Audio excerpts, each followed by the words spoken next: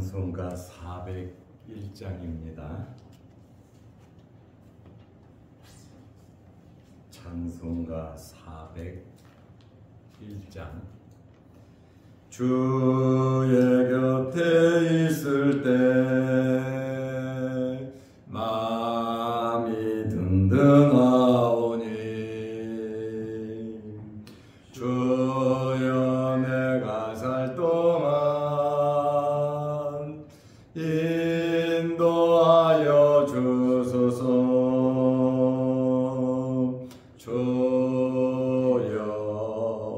주여 나를 인도하소서. 마른 세상 살 동안 주여 인도하소서.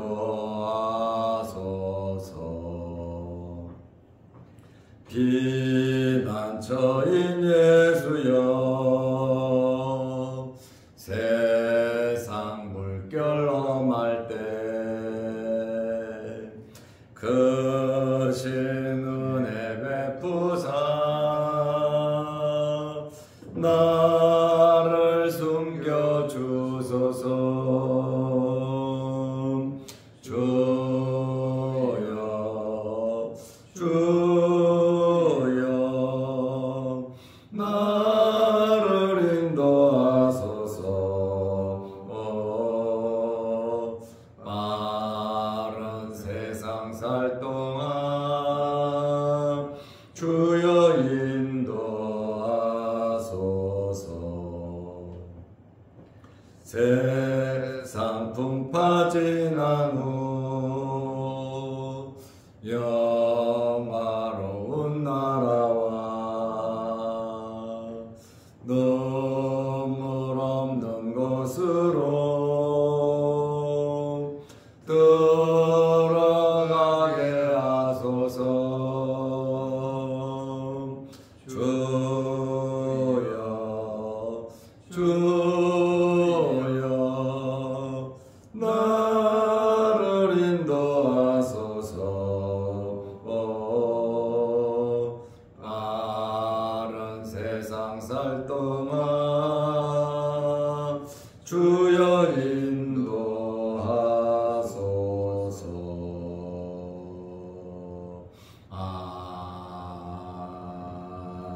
아멘. 사도신경으로 우리의 신앙을 고백하겠습니다.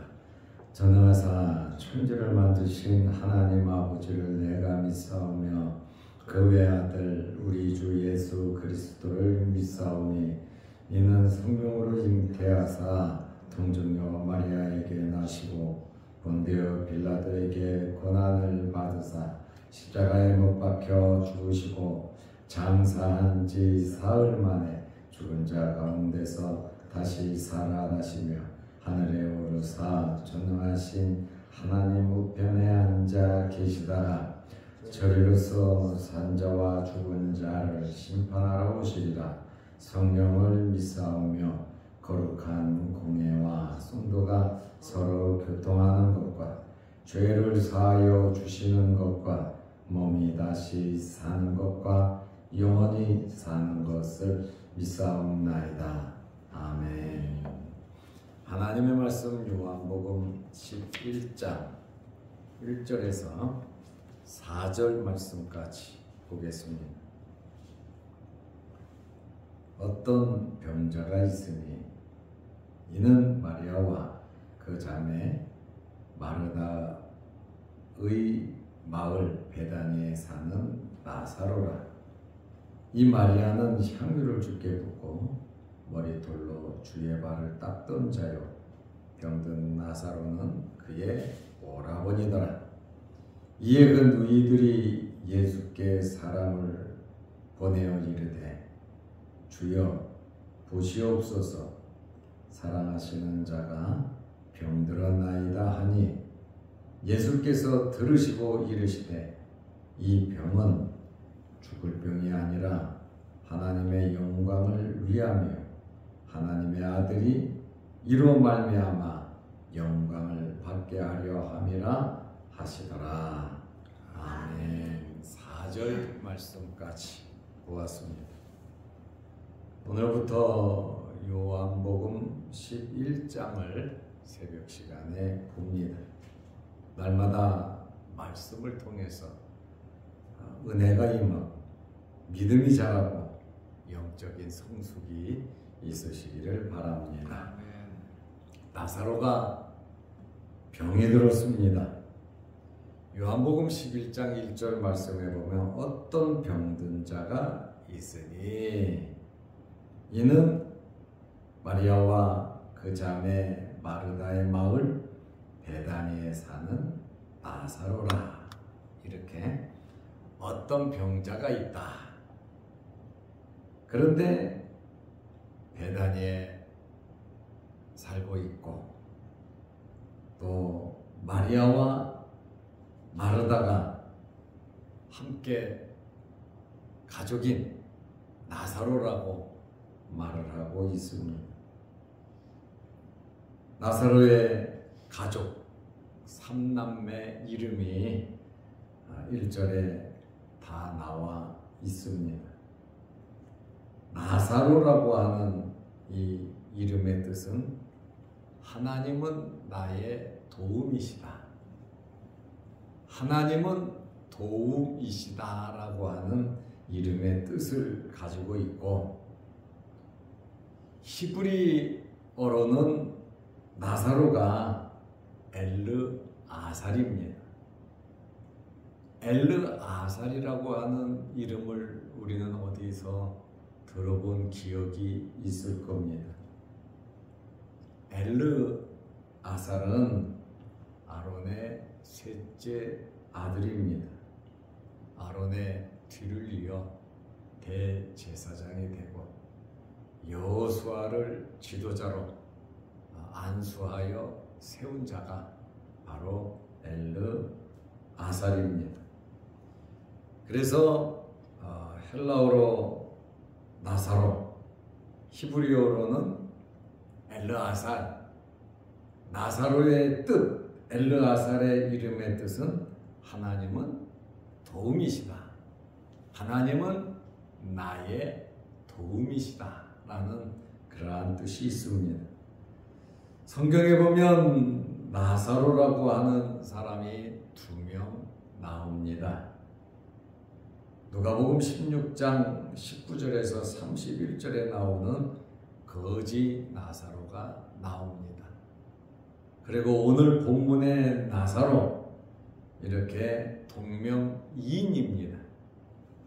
2명의 나사로가 나오고 나사로는 어디에서 살고 있었는가? 베다니에 사는 나사로라 이렇게 말씀하고 있습니다. 베다니에서 살고 있었습니다. 베다니는 예루살렘에서 굉장히 가까운 동네입니다. 자그마한 동네입니다. 예루살렘 남동쪽 3km 정도 떨어진 곳에 위치하고 있습니다. 그리고 베다니는 감람원이라고 하는 산과 가까이 있습니다. 예수님께서 누가복음 24장 50절에 보면 감람산에서 순천하시는 모습이 나오는데 예수님께서 순천하신 곳과 굉장히 밀접한 관계가 있는 곳이 바로 베다니입니다. 그리고 이 베다니는 예루살렘과 인접해 있기 때문에 예수님께서 자주 베다니에 들리셨습니다. 그리고 예수님께서 나귀 타고 예루살렘에 입성하실 때 이 나귀를 준비한 곳이 바로 베다니라고 말을 하고 있습니다. 그런데 나사로가 병이 들었다. 죽을 병에 걸려서 굉장히 위독한 상태에 빠진 것으로 말하고 있습니다. 그리고 2절 말씀에 보면 성경은 가족 중에 마리아를 소개하고 있습니다. 1절에서는 삼남매 병든 나사로에 대한 말씀을 했고 2절에서는 마리아를 소개하고 있는데 이 마리아는 향유를 주께 붓고 머리털로 주의 발을 닦던 자요 병든 나사로는 그의 오라버니더라. 이렇게 마리아에 대해서 설명을 하고 있습니다. 값비싼 향유를 주께 부은 여인이다. 12장 1절에서 8절에 나옵니다. 그리고 눈물을 흘리며 자기 머리털로 주의 발을, 주님의 발을 친히 닦은 여인입니다. 예수님의 말씀을 듣기 위해서 아무것도 하지 않고 맨 앞자리에 앉아서 예수님의 말씀을 잘 듣고 예수님께 칭찬받은 여인이 바로 마리아입니다. 그리고 나사로는 마리아의 오라버니더라 이렇게 설명하고 있습니다. 이 오라버니는 오빠를 정중히 호칭하고 지칭하는 말입니다. 나이 많이 드신 분들이 오라버니라고 하는 이러한 단어를 씁니다. 어린 사람들은 이런 단어를 잘 몰라요. 또 오라버니라고 말을 쓰는 것은 전통적으로 예절을 중요하게 생각하는 집안에서 오라버니라는 이러한 단어를 썼습니다. 오라버니의 높임말은 오라버님입니다. 오라버니의 낮춤말은 오라범, 오라비 이렇게 말을 쓰고 있습니다. 나사로가 죽을 병에 들고 생명의 위험을 느끼자 누이들이 예수님께 사람을 보냈습니다. 굉장히 심각함을 직감한 것 같습니다. 요한복음 11장 3절에 이에 그 누이들이 예수께 사람을 보내어 이르되 주여 보시옵소서. 이 주여 보시옵소서 이 말은 매우 긴급할 때 쓰는 말입니다. 주여 보시옵소서. 사랑하시는 자가 병들었나이다 하니 그 누이들이 뭐 감기 몸살 걸렸으면 보냈겠습니까? 또 다쳐서 뼈가 부러졌다고 보냈겠습니까? 그렇지 않습니다. 생명의 위험을 느꼈기 때문에 얼마 살지 못할 것이라고 하는 그 사실을 감지했기 때문에 이 누이들이 예수님께 사람을 보낸 겁니다. 조금 전만 해도 유대인들이 예수님을 돌로 치려고 했고 예수님을 잡으려고 했잖아요.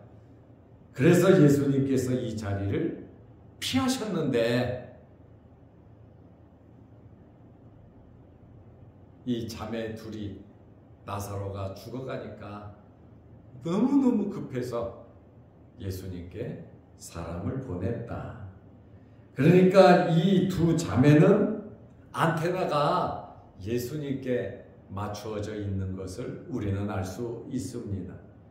예수님께서 어디로 가셨는지 어디에 계시는지 그것을 알고 있었다라는 그러한 말씀이고 또 하늘 아래에서 의지할 분이 예수님밖에 없다. 우리들의 이 어려운 문제를 해결해 주실 분은 예수님이시다.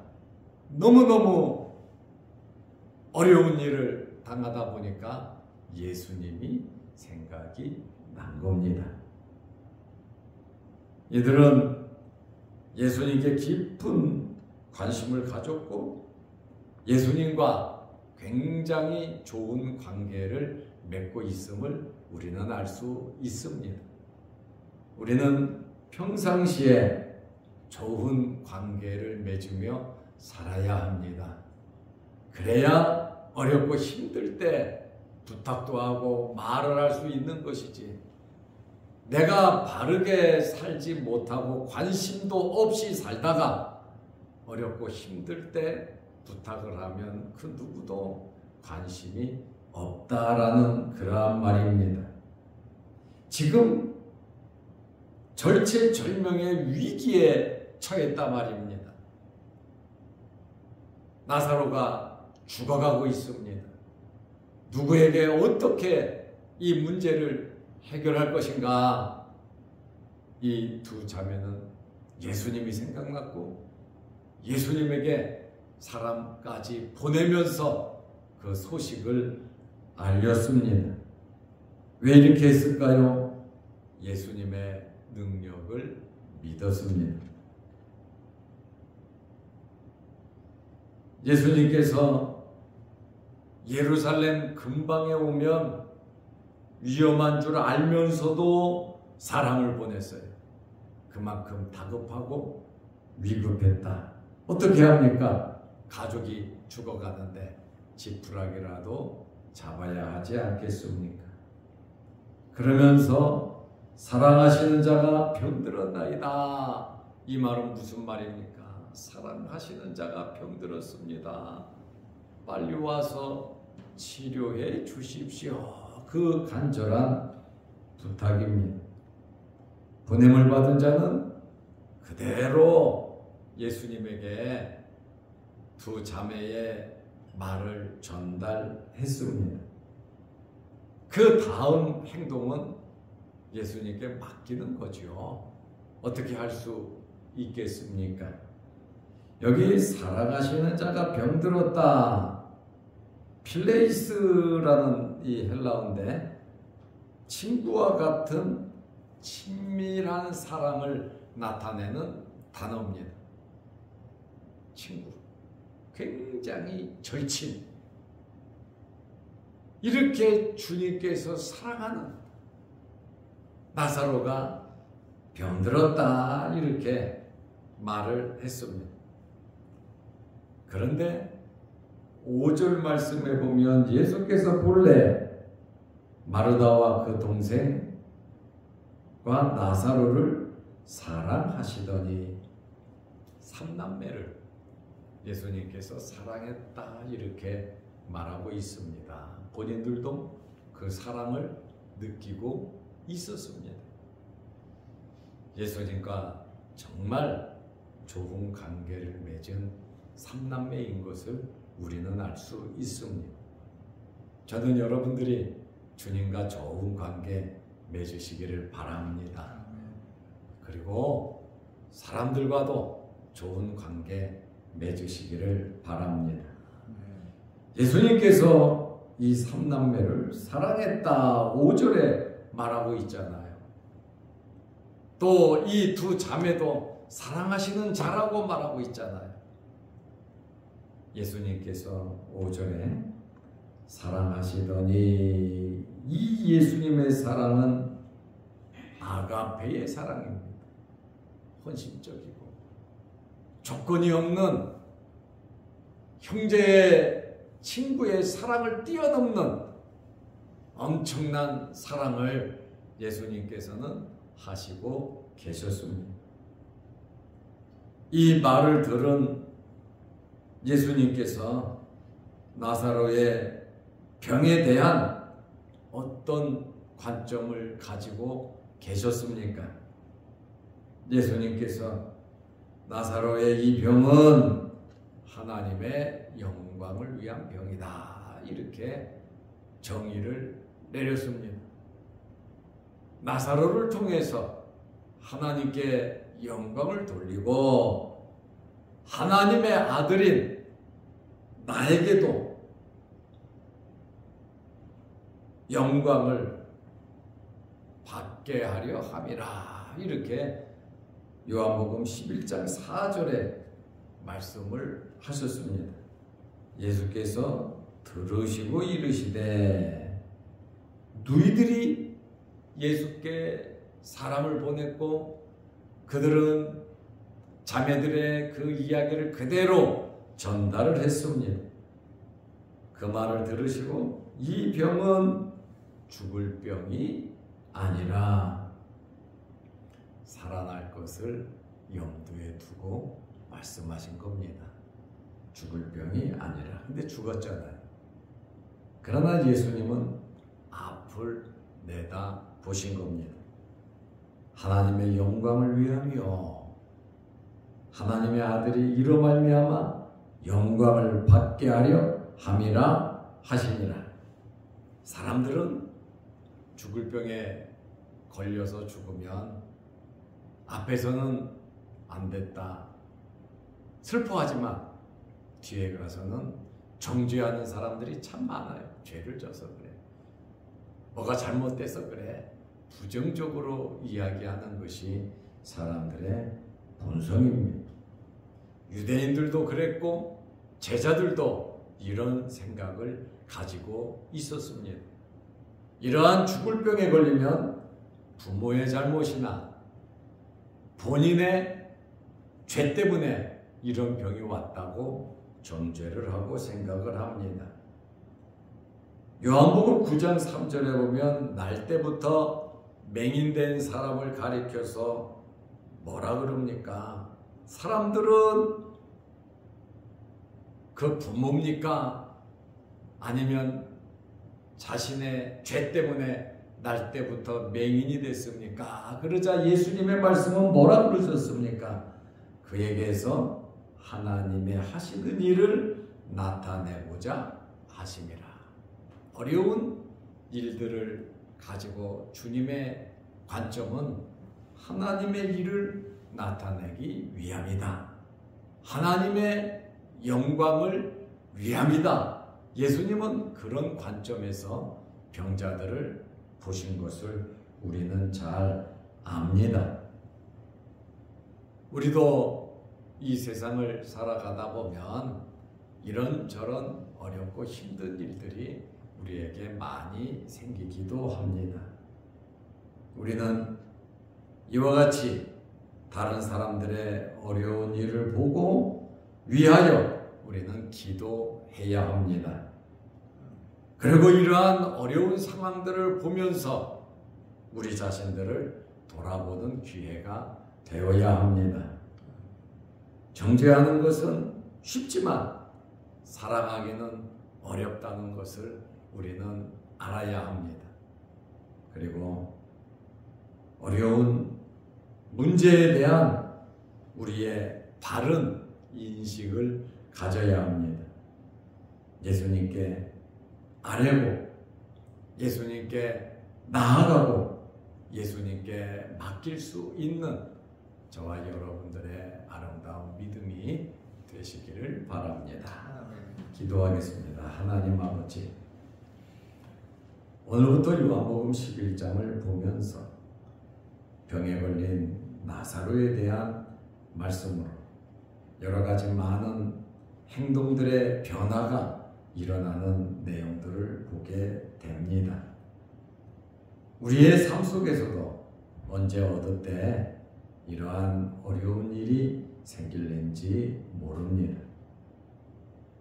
두 자매가 예수님께 사람을 보냈듯이 예수님에 대한 깊은 애정과 사랑이 우리에게 있게 하시고 어떤 상황 속에서도 주님 바라보며 주님께 기도하며 맡기며 하나님의 일을 나타내고 하나님의 영광을 드러내는 저희의 모든 삶과 일들, 사건들이 되게 하옵소서. 염려, 걱정, 근심하지 말게 하시고 온전히 하나님을 믿는 믿음을 가지고 살아갈 수 있는 저희들 되게 하옵소서. 우중에 또 이 새벽에 우리를 주의 전으로 불러주심을 감사합니다. 하나님 앞에 예배드리며 머리 숙여 기도할 때 하늘문 열리게 하시고 하나님께서 우리 기도 제목들마다 응답하여 주옵소서.